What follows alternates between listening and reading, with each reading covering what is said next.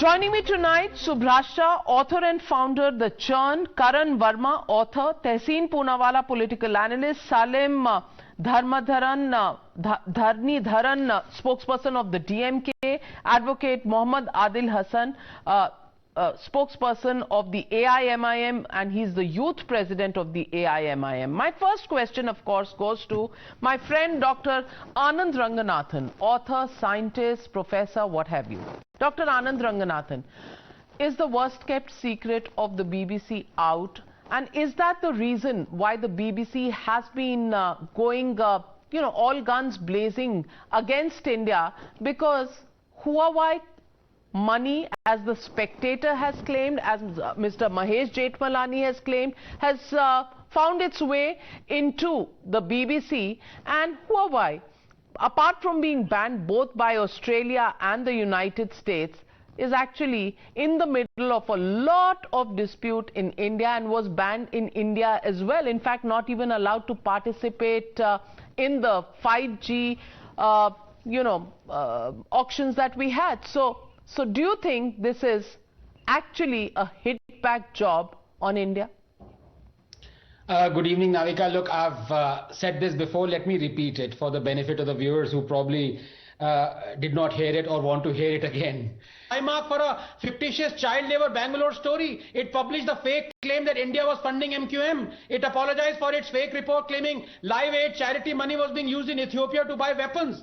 It retracted its fake news that a dog was stoned to death in Israel. It retracted its fake story of a Nigerian hotel serving human meat. From spurious Rwanda genocide documentary to a blatantly one-sided coverage of the recent Delhi riots, to blaming Hindu hierarchy for Muslims raping a Dalit, to claiming Kaziranga poachers were victims, to EVM hacking conspiracies, to spreading fake news about a Sikh policeman getting death threats for saving a Muslim, to calling terrorist Burhan Wani a rebel leader. The BBC has done it all for the sake of propaganda. And the supreme irony is, they slander Modi, who has been fact-checked by the Supreme Court. But don't fact-check those who they call on their documentary to slander Modi. Take Arundhati Roy. They give her space to rant, but don't reveal her psychopathic claim that a riot victim, Kausar Banu's womb was ripped open and her fetus brandished at a sword point by Modi's Hindutva Brigade was authoritatively debunked by none other than the Chief Information Commissioner of India, who went to the trouble of not only locating the family but also the doctor. Now finally, Navika, let me come to the other issue of China and Huawei. Yes, it is totally hypocritical of the BBC to claiming to stand up for human rights when they are accepting Chinese money, albeit through ads. But when I hear BJP and government leaders saying BBC should be banned in India because it is accepting money from quote an enemy state, I want to ask, why is it that the India-China trade has been the highest ever this year despite Galwan? It has crossed $100 billion for 2 years running, and this year it is $135 billion. Worse, our exports to China have declined by 38% compared to last year, but Chinese imports have risen. Our deficit is now a staggering $101 billion. So we want to ban BBC for accepting Chinese money, even as we are drowning in it. Just because the BBC is hypocritical doesn't give you the right to be hypocritical and silly as well. Well, Anand Ranganathan, I know your lament about the export issues with China, but it is a fact that Huawei was a company, and I know it because I used to cover telecom, and you can pick up the Times of India of August 22nd, 2005, 17 years, before. The day I joined Times Now, and today is the 17th anniversary of Times Now, Tehseen Poonawalla. It was... Congratulations. It was... Congratulations. It was the Congress party which actually overruled even the Intelligence Bureau in 2005 to allow Huawei and Chinese companies to come in. So obviously, Tehseen Poonawalla, nobody is going to expect the Congress party to even believe the story Mahesh Jethmalani has put out in public domain, though it was in Spectator all along. The question I want to ask you is, every day new holes are blown into the BBC documentary, the fact checks, and every day the opposition continues its own raga about how the truth has finally come out when you don't even believe the Supreme Court on this. Good evening. First of all, many congratulations to you and the Times Now group for doing for a stupendous anniversary and success. And may you have a lot more success and always uphold free speech. This BBC documentary came out before the government decided to ban it, 6 days prior to what the government decided to ban it. And I'm going to repeat something that I said yesterday on the show, and Anand was on the show with me. No matter how uncomfortable something is, please don't ban it, because the reason of banning it, what happens is, when this documentary came out 6 days ago, and it was on a lot of WhatsApp groups, this is prior to the government banning it. Including Huawei. Can we just talk about the documentary? No, because we're talking about Huawei money in BBC, so you didn't want to ban Huawei either. The country's security be damned. All right. Can I just finish one and then I'll answer the second? But because my flow breaks, it's just very difficult to speak. So let me just finish the first part. Look, the thing is, when this documentary came 6 days ago on the WhatsApp, prior to it being banned, I personally, and I still have those chats, thought, what is new in this documentary? The Honorable Supreme Court has exonerated the Honorable Prime Minister. There's nothing new in this documentary. So why waste time? That was my reaction in Britain. The fact is, the government overreacted. Somebody is more loyal than the king and decided that they had to come down with a heavy hand with emergency powers to ban a documentary at a time when we are celebrating our becoming a constitutional republic and our democracy and our constitution. This is on 26 Jan. When you try to ban something, the reaction will always be adverse, and there was no need for the government to do it. The government had a clean chit from the Supreme Court. The same Supreme Court that gave the government a clean chit, which the law minister is quoting, who the law minister is going after the same Supreme Court and saying we have to change the system. So this government actually does not know how to deal with this issue. This documentary has got no traction. Now coming to the second issue that Mr. Mahesh Jethmalani and you rightly raised about a telecom company. Look, man, whether it is the Congress government, whether it is me, whether it is anybody, none of us are in power. The fact is, the most honorable Prime Minister claims, or his followers claim, he's the most powerful man in the universe. He needs to act on whatever is against India's interest. Our trade deficit with China is 101 billion, the highest. And do you know, ma'am, there's a report with the government of India that says the things that we import from China can be imported from 3 other countries at much lesser rate, and the government has not acted on it, and Anand is aware of this report. This is a government that does not want to act against China. Well, while Anand has been raising this issue, Tehseen Poonawalla, I really did think that you would duck from the question of the security agencies which had raised the issue of red flagging Huawei, which is something that you didn't decide in your time. Instead, you opened the doors for Chinese companies to come into the power sector, into the telecom sector, and Anand Ranganathan today, Tehseen Poonawalla, only has your argument to lament about the export imbalance. 101 billion is not Anand's argument. No, Tehseen, please. Sorry. Tehseen, please. So sorry. But it's not Anand's argument. These are documented facts of the government of India. Tehseen, please allow me. Navika, thank you so much. Now, just a couple of points. Number one, I would have really liked had Tehseen given credit to what I have been raising over the past year and a half about the fact that an Indian organization itself has raised that 87% of the goods we import from China can be imported from third countries. But nonetheless, that's another fact. The other fact that Tehseen doesn't say is that when UPA came to power, our import deficit or trade deficit with China was, I think, 1 billion. It increased to 36 billion when UPA left power in 2014. And finally, Navika, correct me if I'm wrong, but Huawei, like in the UK, India has banned Huawei from bidding for 5G, but it hasn't still banned Huawei. The company isn't banned in India. So before we ban BBC for taking money from Huawei, at least we should show, not be hypocritical, at least ban Huawei. Well, Anand Ranganathan, if you covered telecom sector for 20 years or more as I have, you will know that Huawei had come into India in 2005, and even before that had its set up in Bengaluru, and it was the Congress's blessings that allowed them to flourish. Now you can't throw out people who are already inside retrospectively. You can't do that, because that's the law of the land.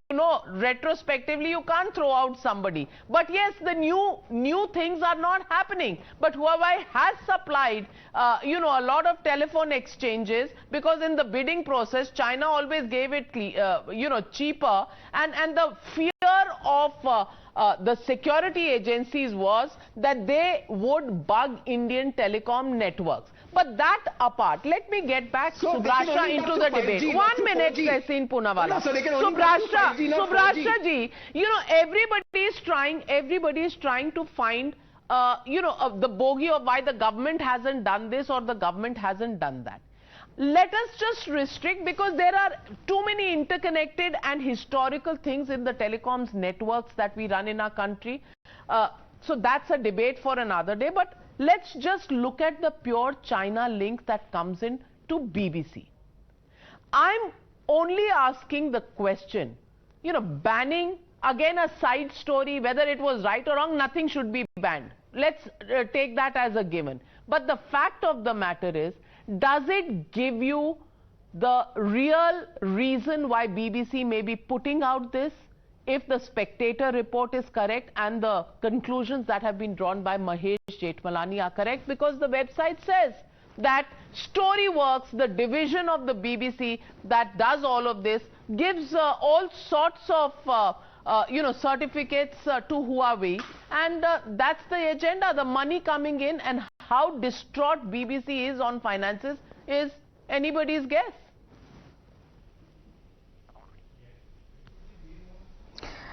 Right. So, Navika ji, congratulations first of all on your on Times Now's anniversary. Thank you. Thank you very much. I think let's get two things very straight. I think nobody supports the ban on this documentary, because all of us, whether this side of the aisle or that side of the aisle, we all know that there's nothing new in the documentary. So let's just shelve that argument.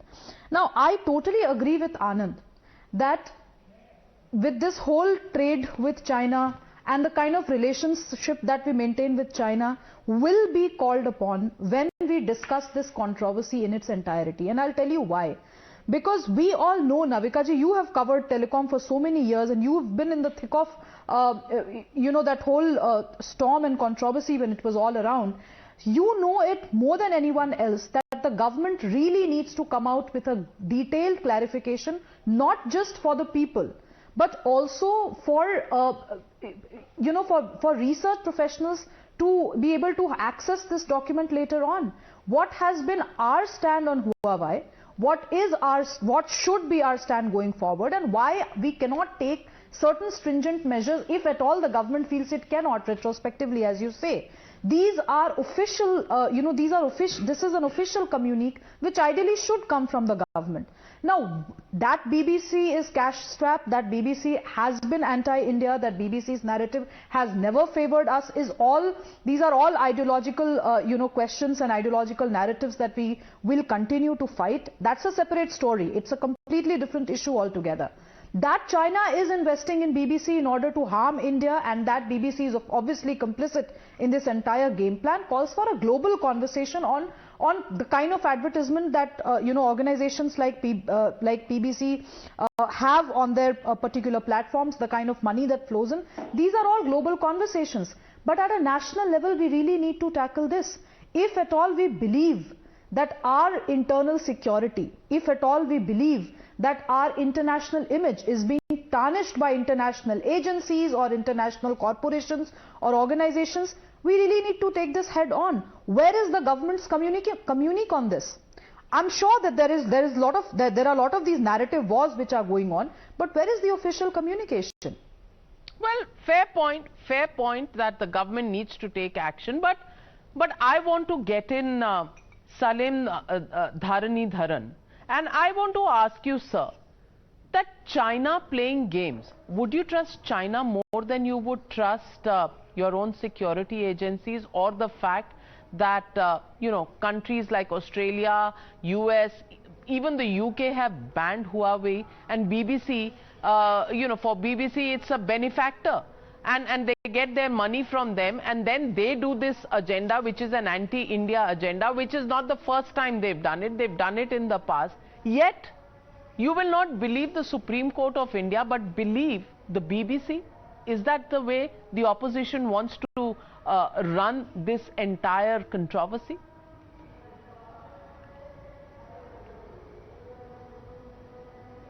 Madam, I am deeply worried by the Chinese dominance in this country. The rhetoric of the Prime Minister differs from the reality. Look at the trade balance. He came to pass saying, make in India, we'll make everything in India. But the trade balance currently is one of the highest historically. And also, more importantly, the balance of payment or balance of trade with China alone has increased by about 78% from last year.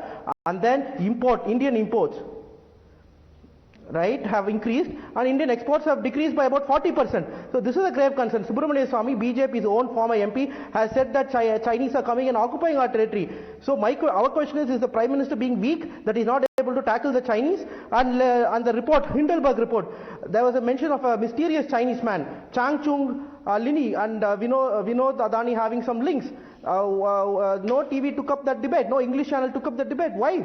Why is there no answers on this from SEBI or from any other pertinent ministries? And more importantly, the foreign minister of this country has not answered anything on this. He has not blamed the BBC. He should have called, if he thinks there's something wrong, he should have summoned the British High Commissioner to India. Nothing of that sort has come from the MEA. MEA is in charge for this. Why is MEA sleeping? But having said all that, why do you ban something? Is this government lacking confidence? Supreme Court has acquitted the Prime Minister, right? They were acquitted. So if there is a propaganda that's being played by the BJP, people will be able to discern between what is propaganda, what is truth. Does this government not think that people can't decide for their own? So I think it's lack of confidence on this government. In fact, because of the banning domino effect, more people have started watching this. So and also the timing is questionable. There is no question, sir, that banning is not something that's going to solve the problem. But I don't see anybody here, going beyond the trade issues with China. And Tehseen, I come back to you. The fact that you want to pussyfoot on this entire issue is it because that China and Congress have a certain MOU? Is that why you will never come out and say that it could be part of a larger Chinese plot? Okay, so your answer to your question to me is the Congress and the Chinese political party signed an MOU in 2008. Therefore, in 2022, Shri Narendra Modi ji allows Chinese to make documentaries against him, cannot act against him, allows them to come into Indian territories. Is that the logic? Is that any sort of logic? If there is anything illegal in the MOU, please, Mr. Narendra Modi should investigate it. But you haven't shared it. Have you shared the MOU? I am saying, listen, ma'am, I am saying, as for most people, the Congress is bad, it's out of power, it's not relevant. Mr. Modi is the most powerful man in the world, so is Mr. Amit Shah ji. Why don't they investigate it and give it to you? And you break the story and castigate the Congress. Please do it. Can I ask you one question? Why has the Prime Minister still not had the so no onus on the Congress party to come out, to come clean on the MOU. The onus is on the government, and if the government does anything, they will say it is vendetta politics. They will not utter a word against China. Anand Ranganathan, is the plot now clear? The plot was clear from the day. 2008 to make a documentary in 2022. To catch Mr. Modi for 2004. What logic? 2002. Tehseen, please. Just one line and I'll stop. Just one line. As per BJP, Congress signed a document with China in 2008 for a documentary to be made in 2022 about 2002. I mean, कोई logic हो, वाह मोदी जी वाह, ये भी इसके सामने fail हो जाता है. Anand Ranganathan, Tehseen is being rather cute on this, but the fact of the matter is he still hasn't said a word against China. Tehseen is cute on a lot of matters, but the problem with Tehseen is that hypocrisy runs in his veins very recently. I mean, he is the one who, being a real insider, a part of the kitchen cabinet, maybe the sink, he still hasn't disclosed the entirety of the MOU that his party signed with the Chinese. But can I please take real delight at my fellow friend here, panelist, the DMK spokesperson. It is so delightful to listen to him wax eloquent about why no film or documentary should be banned, when his government banned the Da Vinci Code, banned the thriller Damn 999. What kind of hypocrites are these people? Is this spokesperson ready to say that the banning of Da Vinci Code was wrong? Or damn 999 was wrong? Come on, say it. Mr. Salim, open challenge to you. Mr. Salim, can you hear me? Yes, he's responding to you. Question, then you throw a counter. Yes. No, you are against bans, right? I'm speaking. I think I'm not sure why you're not able to hear. You are against the ban, right? You are against the ban. So I'm asking you, why did you ban Da Vinci Code and damn 999?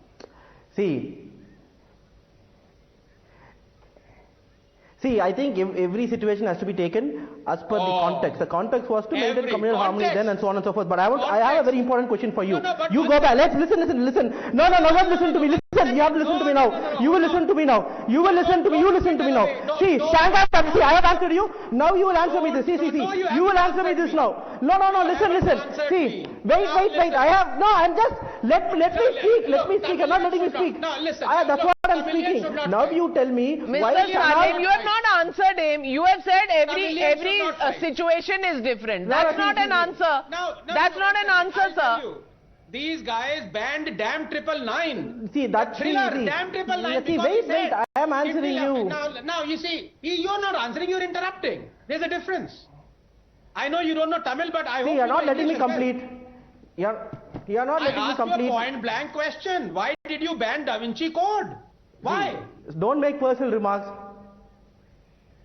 No, you banned, you have no answer. You said there are different reasons for different things and situations are different, and that really exposes your hypocrisy. Your hypocrisy completely. But let me go back and study. Oh, see, this, you are not letting me complete.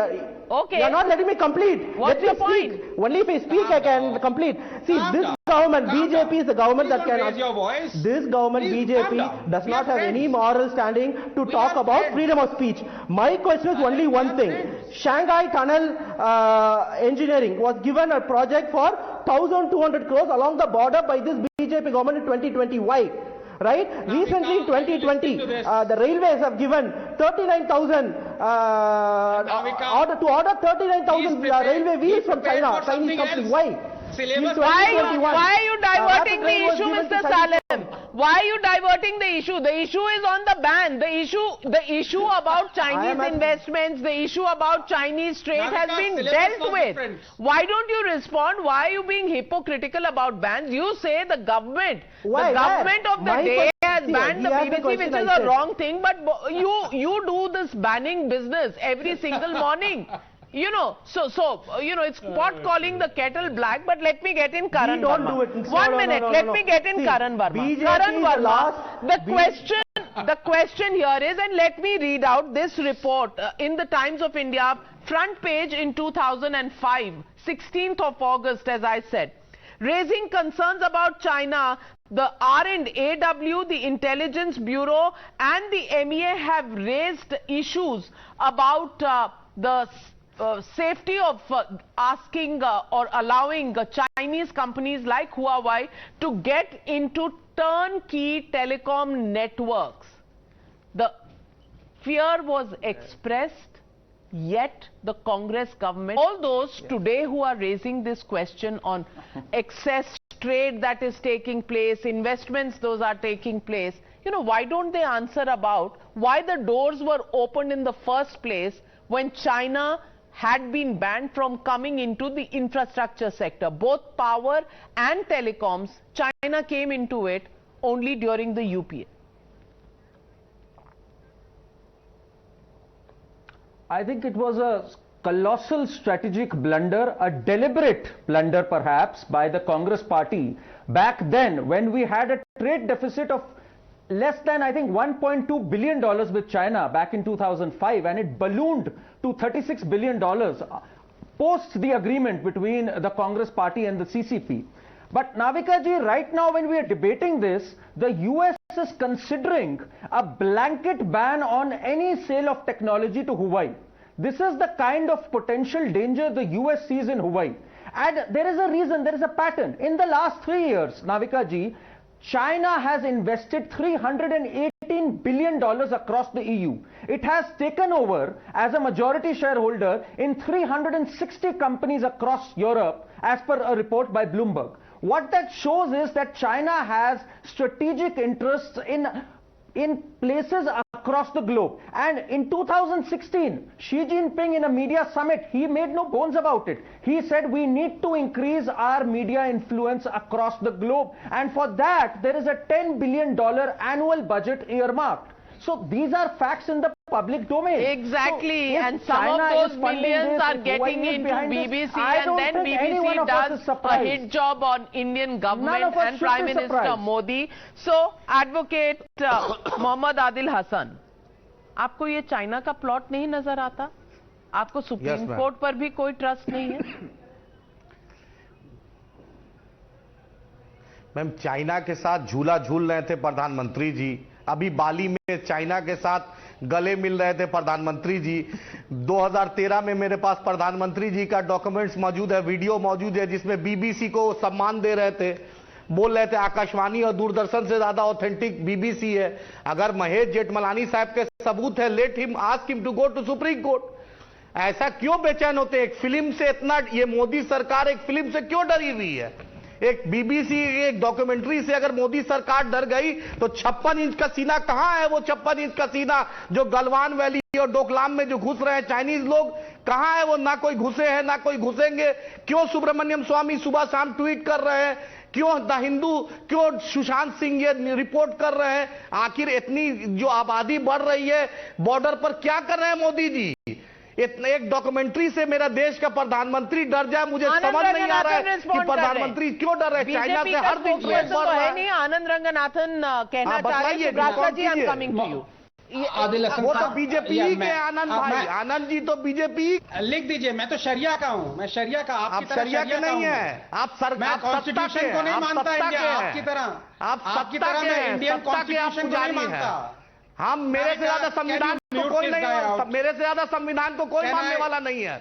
हमने India के संविधान की बात कर रहे हैं। चलिए, आनंद रंगनाथन जी जवाब दे रहे हैं, आनंद रंगनाथन जी जवाब दे रहे हैं, संविधान की बात कर रहे हैं। Can you please mute him? Bharat के संविधान की मैं बात कर रहा हूं, मेरे बाप दादा की कुर्बानी है। वेल, हसन साहब, आनंद रंगनाथन की बात भी सुन लीजिए। Anand, I am lowering your fed भाई। या गो ऑन। रजाकारों को इतना गुस्सा नहीं आना चाहिए। पिछली बार जब आया था, पता है ना क्या हुआ था ऑपरेशन पोलो। लेकिन नाविका ये इतना कह रहे हैं कि गवर्नमेंट डर गई, गवर्नमेंट डर गई। मैं इनसे पूछना चाहता हूं, जो इनका नेता जो कि मेंबर ऑफ पार्लियामेंट है, एक बार भी पार्लियामेंट में खड़े होकर उसने कहा है कि China has interned 1.5 million Uighur Muslims in concentration camps and is feeding 1.5 million Muslim pork? ये है इनकी दोस्ती चाइना से। पार्लियामेंट हाउस में खड़े होकर बोला है आपने ये मुस्लिम्स की कदरदारी करते हैं? झूठे हैं आप लोग, मक्कारी करते हैं। आप मुस्लिम्स के साथ ना कभी थे और ना कभी हैं। सुनिए, आपका सर्टिफिकेट नहीं चाहिए मिस्टर आनंद, पढ़ के आइए, सरकार की दलाली आप कीजिए मुस्लिम्स के बारे में। सरकार की दलाली माफ कीजिएगा, माफ कीजिएगा, एक minute Subrasha ji, so is it all about hypocrisy and convenience of an agenda that really runs the opposition agenda in this country? Of course it does. I mean, look at the way this gentleman, is trying to counter Anand. They don't have any logical response to any question that you ask them. They feed on the counter arguments that we give on behalf of the opposition. And on top of that, if you question them, they start calling people names. Oh. This is what the opposition has stooped to. When there is a specific question being asked about Rahul Gandhi's MOU with Congress, we heard a very general response. When there is a specific question being asked on why Da Vinci Code was banned, Mr. Sadam has a response that the nation saw. This AIMIM gentleman, despite absolutely his only contribution to the program has been personal attacks. Absolutely. So what do we don't expect the opposition to do its job. Well, the point here is another twist in the BBC saga. Now, the question is, why will the opposition still not believe that this documentary is a propaganda with an agenda? Why will they still not believe the Supreme Court? Just because targeting Prime Minister Modi is an agenda that has stayed with them for years and years and years and decades. And that clearly seems to be the agenda even for 2024. But will the public see through this?